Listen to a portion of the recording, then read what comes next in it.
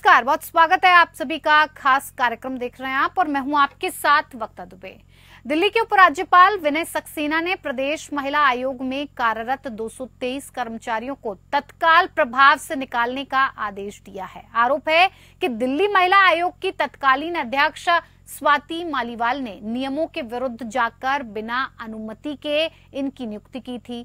Delhi LG के आदेश में DCW act का हवाला देते हुए ये बताया गया कि आयोग में सिर्फ 40 पद ही स्वीकृत हैं। डीसीडब्ल्यू के पास ठेके पर कर्मचारी रखने का अधिकार नहीं है। दिल्ली महिला आयोग के एडिशनल डायरेक्टर की तरफ से जारी आदेश में ये भी कहा गया कि नई नियुक्तियों से पहले जरूरी पदों का कोई मूल्यांकन नहीं हुआ था, न ही अतिरिक्त वित्तीय बोझ की अनुमति ली गई थी।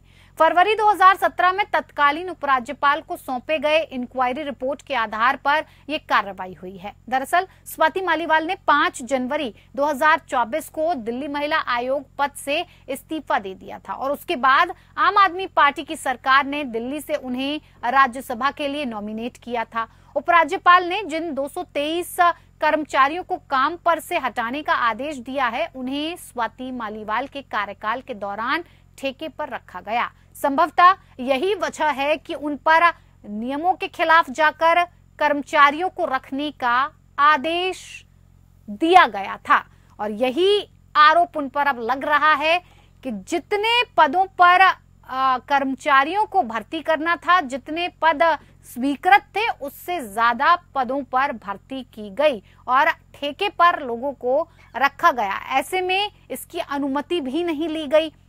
अब ये आरोप आम आदमी पार्टी पर लग रहे हैं। इसका संज्ञान लिया गया और इस संज्ञान में ये बात सामने आई है कि महिला आयोग में जो 223 कर्मचारी हैं, उन्हें तत्काल प्रभाव से उपराज्यपाल विनय सक्सेना ने निकालने का आदेश दे दिया है।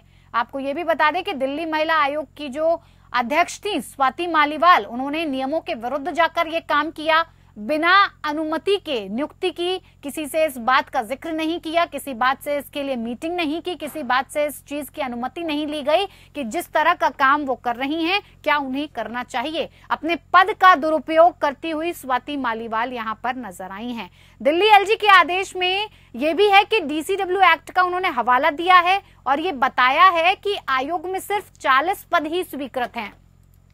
डीसीडब्ल्यू के पास ठेके पर कर्मचारी रखने का कोई अधिकार नहीं है। दिल्ली महिला आयोग के एडिशनल डायरेक्टर की तरफ से भी आदेश में यही कहा गया है कि नई नियुक्तियों से पहले जरूरी पदों का कोई मूल्यांकन नहीं हुआ था, ना ही अतिरिक्त वित्तीय बोझ की कोई अनुमति ली गई थी।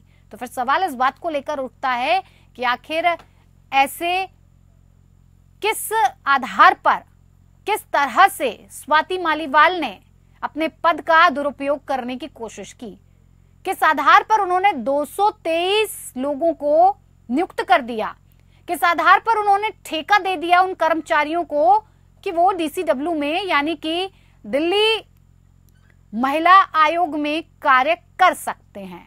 अब ऐसे में लगातार दोनों ही के बीच में, और ये कोई नई बात नहीं है, इससे पहले भी एलजी और आम आदमी पार्टी के बीच में यानी कि दिल्ली सरकार के बीच में इस तरह की झड़प देखने को मिलती रही हैं।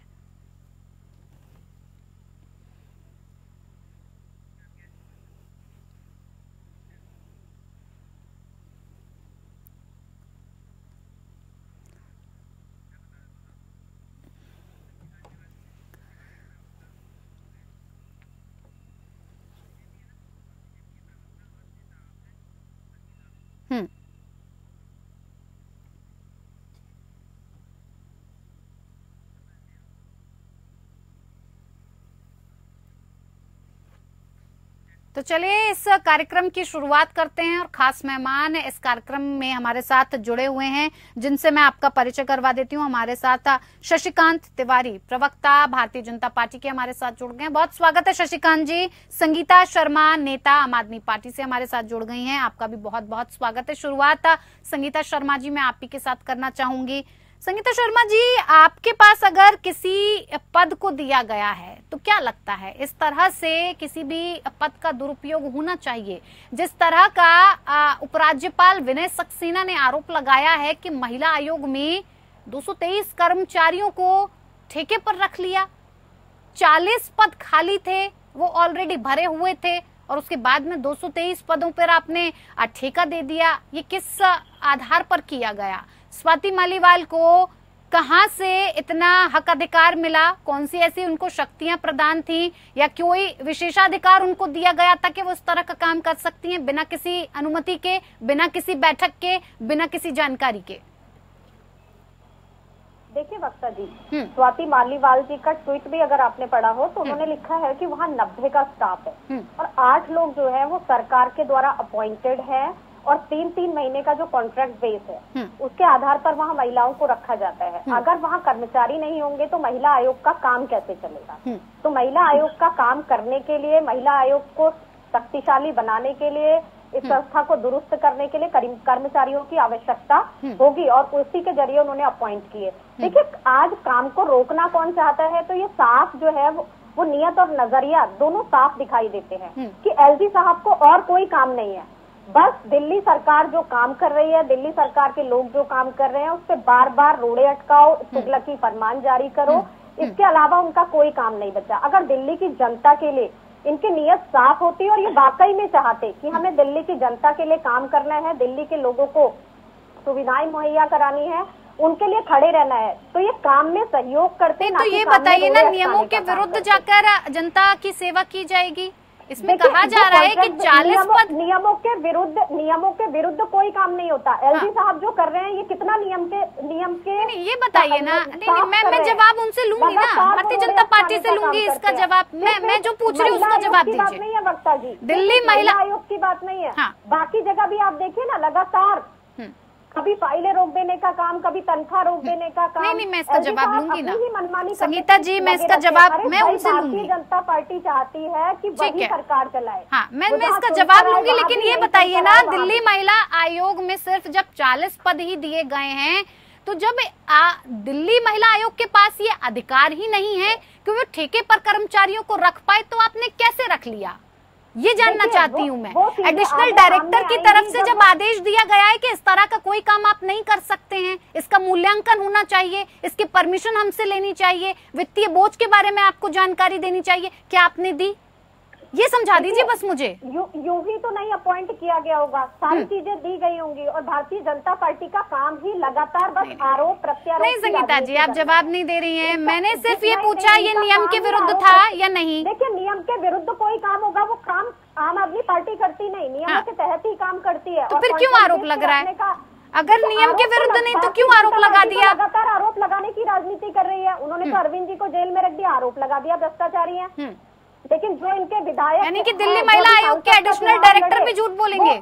वो महिलाओं के केसेस में उनके वीडियो वायरल हो रहे हैं, वो जर्मनी चले जाते हैं। ठीक है संगीता जी, मुद्दे पर रहिए ना, लागू नहीं होगा। मुद्दे पर रहिए। दिल्ली की जनता के लिए कुछ काम किया जाएगा तो वहाँ सारे नियम भाजपा ठीक है, काम कीजिए ना आप दिल्ली की जनता के लिए, तो अच्छी बात है। जनता के लिए आए हैं तो जनता के लिए ही काम करना पड़ेगा। ये बताइए ना, कर्मचारी नियुक्त नहीं किए गए। दिल्ली महिला आयोग के एडिशनल डायरेक्टर ये क्यों कह रहे हैं? महिला आयोग को चलाने के लिए सवाल भी सुनिए, 3 महीने के कॉन्ट्रैक्ट बेस पे कर्मचारी रखे गए, परमानेंट उनको नहीं रखा गया था। अगर वहाँ सरकार के द्वारा केवल 8 कर्मचारी मुहैया है, तो आप बताइए ना महिला आयोग का काम कैसे चलेगा? भाजपा जवाब दे कि 8 लोग केवल महिला आयोग को चला सकते हैं। नहीं, जिन जरूरी, ठीक है, चलिए, आपको पद भरने थे। दिल्ली सरकार की बात नहीं है, आप और राज्यों में भी देखिए जहाँ मैं आपकी बात मान लेती हूँ, लगातार सरकार लोगों को रखने का काम कर रही है। मैं आपकी बात मान लेती हूँ संगीता जी कि दिल्ली महिला आयोग को चलाने के लिए ज्यादा कर्मचारियों की जरूरत होगी, शायद ठीक तरह से काम नहीं चल पा रहा होगा, लेकिन नियुक्ति से पहले जरूरी पदों का मूल्यांकन करवाया आपने कितना बोझ अतिरिक्त पड़ेगा इसकी अनुमति ली क्या? बस मैं इतना जानना चाहती हूँ। नहीं, किसी को नियुक्त करने से पहले उसको सैलरी देनी है, ये भी एक स्ट्रक्चर तैयार किया जाता है। इसके लिए भी तो आपको तय करना होगा ना कि उसको ब्लूप्रिंट बिना तैयार किए हम सिर्फ कर्मचारी नियुक्त कर दें और ये सोचे कि उनको सैलरी नहीं दी जाएगी, उनको कुछ नहीं दिया जाएगा, बिना भत्ते के वो काम करेंगे, तो वक्ता जी ये आपको तो आप किसी से अनुमति नहीं लेंगी क्या? कुछ भी आगे करेंगी? अनुमति ली गई होगी, ऐसा नहीं है कि अनुमति नहीं ली और रख दिया गया। जो महिला आयोग की अध्यक्षा के अधिकार हैं उन्हीं के तहत वो काम हुआ है। हाँ, शशिकांत जी, फिर इस बात का आरोप क्यों लगा रहे हैं? वो तो कह रही है अनुमति भी ली गई है, नियुक्तियों की जरूरत थी, जब काम ही दिल्ली महिला आयोग में कम कर्मचारी हैं जिनसे चल ही नहीं पा रहा है, और किसी भी संस्था को दिल्ली महिला आयोग बड़ा है, जब तमाम तरीके के केसेस आते हैं और उन्हें हैंडल करने की जरूरत पड़ेगी तो कर्मचारियों के स्टाफ की भी जरूरत होगी। तो आप ऐसा आरोप कैसे लगा सकते हैं कि आम आदमी पार्टी ने नियमों के विरुद्ध जाकर इस तरह का कार्य किया? क्या किस आधार पर कह देते हैं आप लोग उठकर ये? नहीं, देखिए ऐसा है कि किसी भी बॉडी में, जो सरकार की कोई भी बॉडी है जहां कर्मचारियों की कमी है, तो उसका एक प्रोसेस है, उसका एक तरीका है उनका मूल्यांकन करना कि कितने और कर्मचारी की जरूरत है। फिर उसके बाद से वित्त आयोग से उसका फाइनेंशियल सैंक्शन लेना, क्योंकि उनको सैलरी देना है, प्रतिवर्ष सैलरी देना, उनके रिटायर होने तक सैलरी देना है, या जो भी कॉन्ट्रेक्चुअल बेसिस पे जो कंडीशन तय होते हैं, तो वो सारे कंडीशन तय होने के बाद से कैबिनेट से पास होकर के और उसके बाद से वित्त आयोग से उसकी फाइनेंशियल स्वीकृति ली जाती है। वो तो कह रही है स्वीकृति ली है, अनुमति ली है, बिना अनुमति के काम कर लिया क्या? बिल्कुल बिल्कुल बिना अनुमति के किया है, तभी तो आज ये जो स्थिति पैदा हुई है। उन्होंने स्वाति मालीवाल जी ने अपने पद का दुरुपयोग करते हुए, अपने शक्तियों का दुरुपयोग करते हुए, दिक्कत क्या है कि आप पार्टी जब से आई है शासन में, पावर में, सरकार बनाई है, तब से इनको शक्ति चाहिए। हर बात में रोना रोते हैं कि हमको शक्ति नहीं मिले, शक्ति नहीं, इतना ज्यादा शक्ति चाहिए कि ये लोग खुद ही शक्ति बन बैठे हैं। बात बताइए शशिकांत तिवारी जी, आप तमाम तरीके की बातें करती है भारतीय जनता पार्टी, इतनी बहुत बातें करती है, हमने ये किया वो किया। आपको ये तो पता है ना कि दिल्ली पूर्ण राज्य नहीं है, उसे विशेष दर्जा प्राप्त है, तो दिल्ली को चलाने का काम दिल्ली सरकार के साथ केंद्र सरकार का भी है, इतना पता है आपको? बिल्कुल पता है। तो क्या सामंजस्य नहीं बैठ सकता दिल्ली एलजी को और दिल्ली सरकार को? आखिर दिक्कत क्या है? क्यों समन्वय नहीं बैठ सकता है दो सरकारों का? बिल्कुल समन्वय बैठ सकता है, लेकिन ये लोग देखिए, पता नहीं देश के बाहर की शक्ति है कि देश के अंदर की शक्ति है जो इनको शक्ति दिलाने के लिए बहुत बेचैन रहते हैं। ये लोग शक्ति पाने के लिए बेचैन रहते हैं। कोई ऐसी शक्ति है जो शक्ति दिलाने के लिए बेचैन रहती हैं। इनका हरदम रोना यही रहता है कि हमको शक्ति नहीं है, एक बात। दूसरी बात कि आपको ये एक प्रोसेस है, इसको तो तरीके से पूरा करना चाहिए। इसका जो चाहे एलजी से ही अगर सैंक्शन लेना हो या जिससे सैंक्शन लेना हो, कैबिनेट से सैंक्शन लेना हो, आपने 223 कर्मचारियों का तो आपने भविष्य आधार में डाल दिया।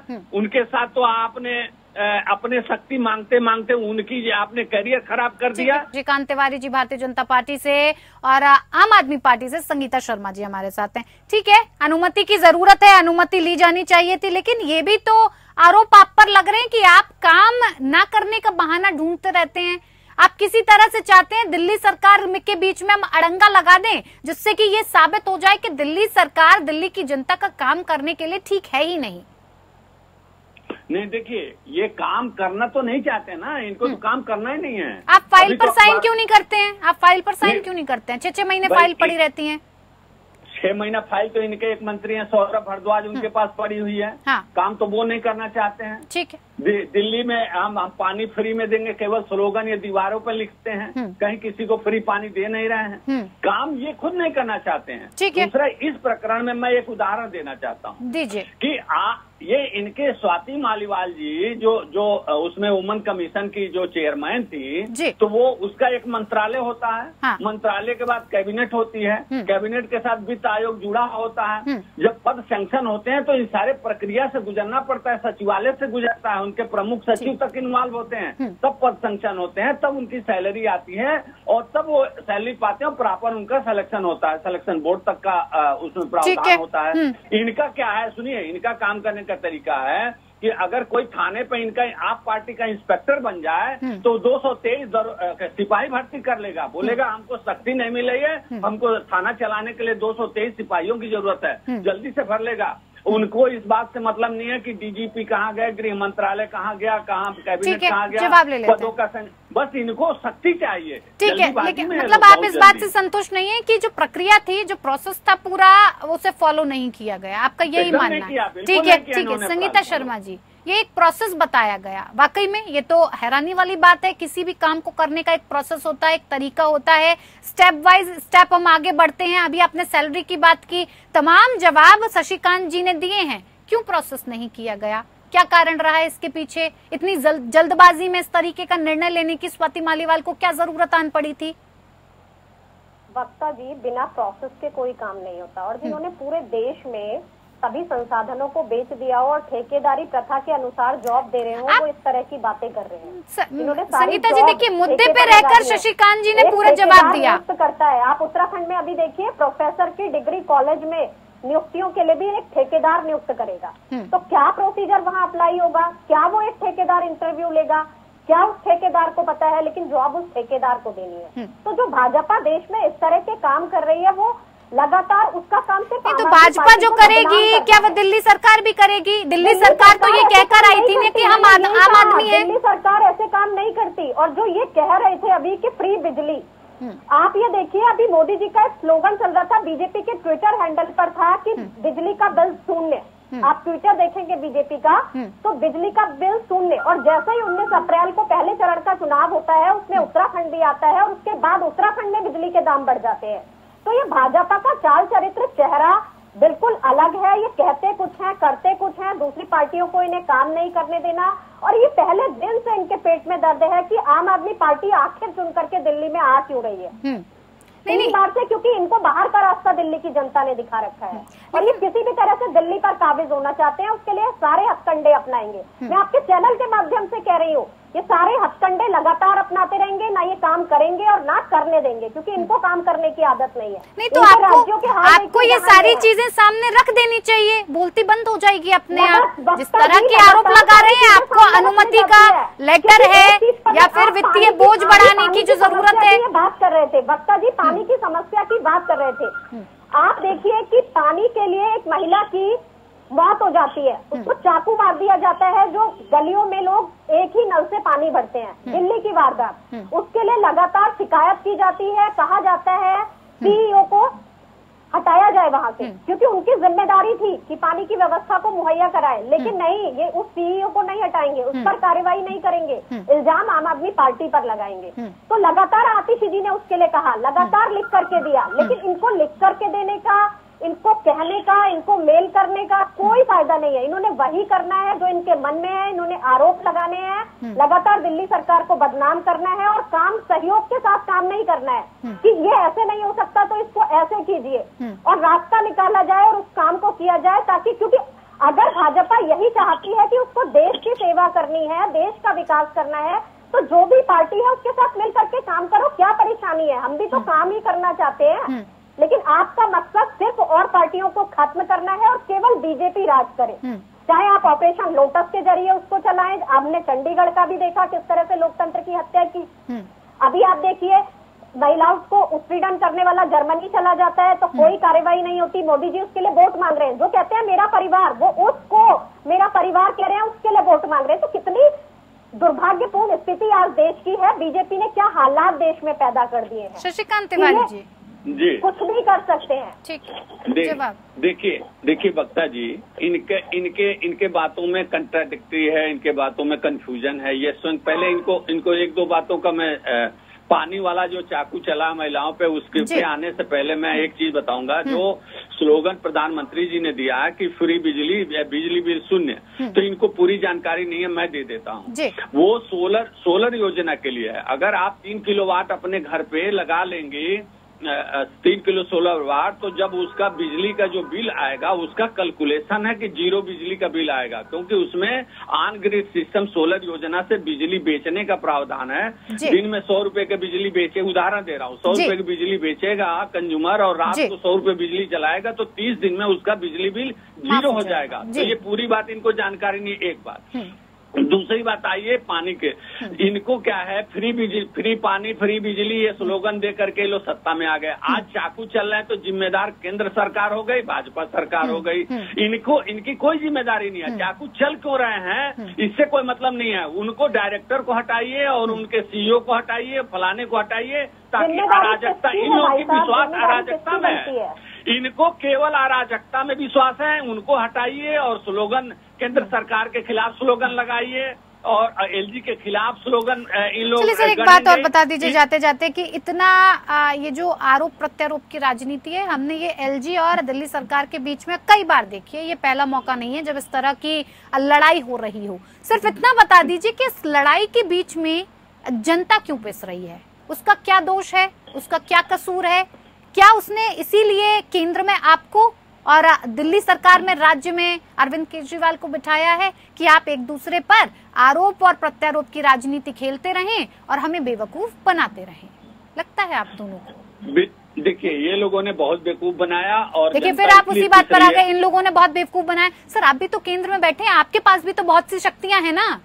आपको लगता है केंद्र अगर दूर हो जाएगा तो दिल्ली सरकार अपने आप चल जाएगी? कई शक्तियां तो आपके पास भी हैं। नहीं, देखिए, कुछ मसले होते हैं, जैसे पानी का मसला है, स्वास्थ्य का मसला है, तो इन्हें सुलझाएंगे नहीं? ये सारे स्टेट के सब्जेक्ट हैं। हाँ। ये केंद्र का सब्जेक्ट नहीं है, डायरेक्ट इन्वॉल्वमेंट नहीं होता। केंद्र सरकार उसमें धन देती है, योजनाएं देती है, योजनाओं में पैसा देती है, लेकिन उसका एक्सक्यूशन जो करता है वो स्टेट गवर्नमेंट करता है। तो केंद्र सरकार को शिक्षा, स्वास्थ्य, पानी, बिजली, ये जो दिल्ली सरकार है, जो केजरीवाल सरकार है, उसकी जिम्मेदारी है, बिजली की भी, पानी की भी, शिक्षा की भी, स्वास्थ्य की भी। केंद्र उसमें डायरेक्ट, ये डायरेक्ट केंद्र का सब्जेक्ट नहीं है। ठीक है संगीता जी, नगर निगम तो अब तो आपके हाथ में है, फिर क्या दिक्कत परेशानी आ रही है? क्यों आप समन्वय बिठाकर काम नहीं करना चाहती? आपको लग रहा है दिल्ली सरकार की वजह से ही दिल्ली की जनता परेशान हो रही है? आपका पहला दायित्व बनता है कि नहीं बनता है कि जनता खुश रहे आपसे? मैं पूर्ण जिम्मेदारी और पूरे भरोसे के साथ इस बात को कहूंगी कि दिल्ली सरकार की पूरी जिम्मेदारी है और दिल्ली सरकार अपनी जिम्मेदारी का निर्वहन करती है, क्योंकि दिल्ली की जनता ने चुन करके भेजा है। एक एक वोट का प्यार और उनके लिए जो सेवा करनी है वो हमें वापस करना है। लेकिन देखिए, दिल्ली सरकार अपनी जिम्मेदारी को निभाती है। आप भी जानते हैं कि किस तरह की शक्तियां हमारे पास हैं और कितनी शक्तियां छीन ली गई हैं। लेकिन जो स्टेट के पास है उनको तो निभा ही सकते हैं। एलजी की बिना मर्जी के, बिना फाइल पे साइन हुए हम एक कदम भी आगे नहीं बढ़ा सकते। तो हम चाहे कितने भी प्लान तैयार कर ले, हमें बहुत मशक्कत करनी पड़ती है। कई चीजों के लिए हमें कई बार कोर्ट का दरवाजा खटखटाना पड़ा है और ये छिपा हुआ नहीं है। मैं आज फिर आपके चैनल के माध्यम से कहूंगी, हम दिल्ली की जनता के लिए पूर्ण उत्तरदायित्व है, पूर्ण जिम्मेदार है। आपने हमें चुन करके भेजा है और चाहे हमें जिस तरह से भी बीजेपी का सामना करना पड़े, हम बिल्कुल, जितना वक्त आप एक दूसरे पर आरोप लगाने में व्यर्थ करते हैं, जाया करते हैं, अगर इसमें से थोड़ा सा वक्त भी अगर आप आपस में बैठकर चर्चा करके समन्वय बनाकर जनता के लिए काम करेंगे तो वो ज्यादा बेहतर होगा। आपने ये कर दिया, आपने वो कर दिया से बेहतर है कि जनता के लिए कुछ सोच लें, थोड़ी चर्चा कर लें बैठ के, अपने ग्रजेस को थोड़े देर के लिए दूर कर दें तो ज्यादा बेहतर होगा मेरे ख्याल से। बहुत बहुत धन्यवाद आप दोनों ही मेहमानों का हमारे साथ खास पेशकश में जुड़ने के लिए। खास पेशकश में मेरे साथ इतना ही। नमस्कार।